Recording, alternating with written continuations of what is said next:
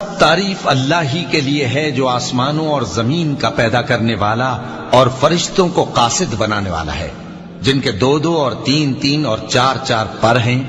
वो अपनी मखलूकात में जो चाहता है बढ़ाता है। बेशक अल्लाह हर चीज पर कादिर है।